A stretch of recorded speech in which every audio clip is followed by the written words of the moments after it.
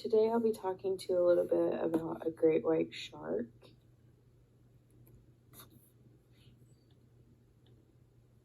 So the great white shark is in the Animalia kingdom, the Chordata phylum, the Carlagius fishes class. The order and family is the mackerel sharks. The genus is the white sharks, and the species is, I honestly don't know really how to say that. So some fun facts that I found out were that a great white is between 15 and 25 feet long, and they weigh 2.5 tons or more, which is a very, very large shark.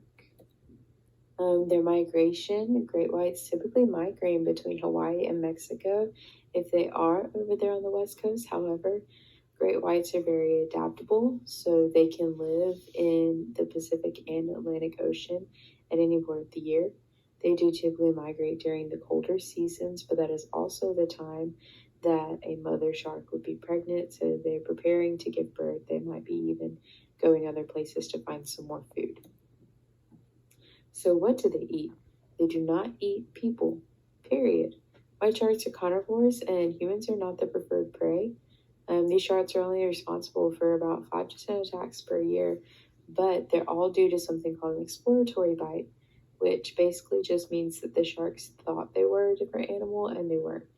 The actual food that sharks eat typically include small-toothed whales, sea lions, seals, sea turtles, and dead animals. So, babies. Mother sharks carry babies like any mammal does in their belly, like where the reproductive system is. A baby great white shark comes out at about 4 to 5 feet long. To give you perspective, I'm 5'4", so a baby shark would literally come out 4 inches shorter than me. That's pretty insane. So while they're in the womb, they actually eat their own teeth, or they eat their other siblings, or they eat unfertilized eggs. All of those things, sort of weird. Baby sharks are also called pups, and these pups come out ready to take on the world.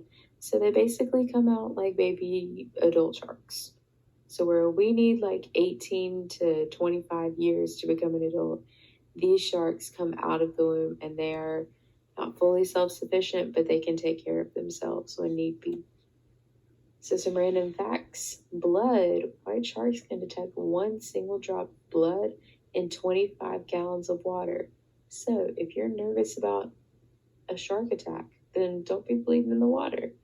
And as for a tongue, sharks have a tongue made of cartilage. So they use this to sample their food to see if it's good or not. Important attributes for their habitat. Sharks are very warm-blooded and adaptable. So really anywhere they are adaptable to their climate. They have a gray back, which allows for camouflage in the water. So they're more difficult to see and they can swim on the bottom of the ocean. And they also have serrated teeth.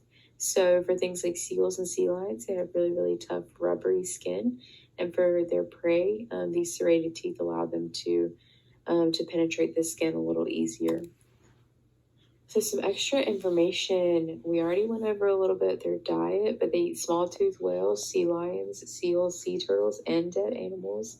Things that eat it. The only information that I could find was that killer whales and or orcas eat great white sharks. The reproductive system. This is really interesting. So the eggs are fertilized internally. However, there's not a lot of information on the reproductive system of sharks. Habitat. White sharks are so adaptable that they live in both the Pacific and the Atlantic Ocean and scattered throughout the world. Endangered great white sharks are vulnerable as of right now, and so they're at risk of becoming endangered due to people fishing them. They're hunted for their teeth and for their fins. And a really interesting fact is that great white sharks in a fight or flight situation is always going to go with the fight instinct. And so this puts them in a lot of aggressive situations. In those aggressive situations, they actually have a trait where they can roll their eyes in the back of their head so that their eyes remain completely uninjured, even though they might have some scars on their face from other animals attacking them. So